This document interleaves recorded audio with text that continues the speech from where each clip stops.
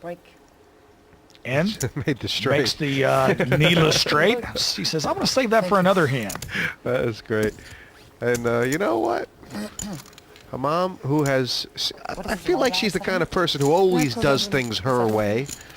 And her way is working all of a sudden again. I'll tell you what, Robert, I mean, her mom celebrating there. Poor Eliza, she must have... Oh, duh! When that king hit, because she could have made 4,000 just by sitting there and watching her mom get knocked out. And now Eliza's back in the thick of it. And moving all in fact. And that's a good all-in. I like that right there. Ace 4 off. Not quite enough for May Maceras to defend here. King 4 clubs. Well, it's a bigger bet. I mean, those are nice cards, but the bet that Eliza has made is, well, it's more than the one that her mom made last hand. That's for sure. This is a tougher decision though for Bergener. 58,000 more. Queen Jack of Hearts, 58,000. She's getting almost 2 to 1. 58,000. Wow, that's pretty significant to Bergener's stack though. It's over a quarter of her stack. This is really a marginal. This is just one of those. Do you feel lucky? Well, do you? This is a tough one. It's I would say sometimes I call here, sometimes I fold here. Kind of randomized. Yeah, I mean, if there's some sort of metagame factors here, feels to me, and she's having a little countdown, that if Stephanie folds here, she's still in really, really good shape.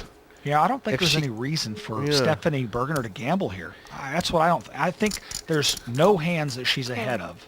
She's called. And it feel, I mean, if she calls and wins, she's in a little better shape. But if she calls and loses, She's back in the middle of the pack. I think so. Yeah, and more if we've talked it through. I believe that there is not a very wide range of hands that she's ahead of. It's not a hand she could be ahead of. She could have a coin toss with a smaller pair. But she chose to call. And she's, you know, obviously did have the price, considering what she's up against. But big pot, 153. There's the jack. Wow, And I think Eliza's right going out in off fourth. Oh, my goodness. And now Eliza Burnett needs some type of runner or an ace to get out of this trap. Or she'll be our fourth place finisher. And that was no help at all. She needs an ace and exactly an ace. Stephanie's going to actually be a pretty big chip leader now. She's done it. And she did it. Wow. And Eliza can hold her head high and have her heart on her sleeve. She's laid it all out there tonight. Yep. She played with a lot of heart. Eliza Burnett. $10,000 she'll get, and Stephanie will get the chip lead. When you look at that again, obviously Eliza moving with the ace. Stephanie found a call. I mean, they are pretty cards, Queen Jack of Hearts. Yeah, you know, it was a marginal call, but it's not a bad call. I can't say that I blame her either way, and she won the pot. So Eliza Burnett has to lick her wounds and come back for another day. I wonder if May might start to bring that min raise back in. She doesn't want to play an all-in against Stephanie with that hand, but, you know, she could play it against her mom. Yeah, the min raise seems like a viable option right here. Or like a 35-36 kind of thing, like she did a while ago, too. 38. Raised to 38. 38. Total. It's 2 better than 40. Oh, my gosh! And Stephanie Bergener wakes up with another hand behind Maceras. For some reason, she's looking at it like she doesn't like it nearly as much as the ace-queen. I think most people are more comfortable with an ace-queen versus 2 tens. Look at this, and just flat calls. Wow. Well, I think that has to do with the fact that now... Whew, I don't know. I mean... I don't just like it. Whew. I don't like it. That's living dangerously. She's out of position. What is going through May's mind right now? You called? Yeah.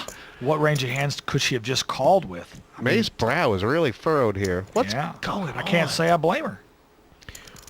What's going on? Oh, bad flop for May Maceras. Well, it's a pretty good flop for 2 tens. Yes, an excellent one. All in. All in. Well, Once again, she actually gives May Maceras a way to get away from this hand. I don't like the instant all in there. I don't like it at all. Matter of fact, I'm probably, believe it or not, I'm probably going to check this flop. Boy, you've got some gamble in you. I got a lot of gamble, but I would have moved all in pre-flop too. I mean, the way I would have Stephanie's... never come down this way. I would have moved all in pre-flop. There's no way May can call here. I mean, no way. No way. But I'm just thinking the way Stephanie's played that hand, it's like she's put May on something like ace, king, ace, queen, and decided she didn't want to play a race. She didn't want to force a race, wanted to see a low flop and push. Yeah. But 3-2-1, that's about the chip count. You know what? You got to give May Maceras a lot of credit. She's fought a lot of adversity, and even Homa, she's done a good job of fighting as well. But Bergener still on top. This is hand number 111. It could be some significant action. I just got a feeling here. Is everybody doing what they have to, or is someone not doing what they're supposed to? I think 2 or 3 little things that definitely I've picked up on. I think that Stephanie Bergener needs to be more aggressive on her button. I think that May is playing a little too tight to Hamam's raises. And I think Hamam is playing the closest to correct right now, picking on both of them with her blinds. Raise to 50. All in. Raise to 50. Wow. Oh, no! Hand against hand, and this is what happens. She's overpaired. May 4 is in 4 to 1 dog. big, more than that. We Oh, saw yeah, because she has a Hamam straight. Well, Hamam folded to 7 deuce. That's true too. Oh my goodness. Wow. May is basically down to 1 card in the deck. The odds don't reflect it now, but we saw Four Hamam clubs. fold to 7. Yep. You're right. And she's all in. Yes. Bergener has her covered. She's played valiantly all day long. And now our tournament's down to this. Oh, and just for good measure, an 8 on the flop, and now she's dead to a 9-10 runner to get half the pot, or a 7-7 exactly. She has played some fantastic poker tonight, Robert. Yeah, there's a good chance we're fixing to be heads up. Oh, the door remains open. A 9. A 9 for a chop. No, you don't believe it, do you? I believe. I'm a believer, of course. If it was me, I'd really believe, but I'm just here getting to sweat in this card. Nope, no 9. Okay. And just like that, there was 2. Congratulations. That was a Okay, valiant effort in third for May Maceras. Enjoy the heads up, girls. It's very difficult to play with friends, and most time I don't do this. But now it's the situation, and I think we all professional poker players, and we made a good job today. I like Stephanie, and this is a little bit difficult to play against her because I don't like push her out. We'll find out who will be champion of the Women's World Open after the break.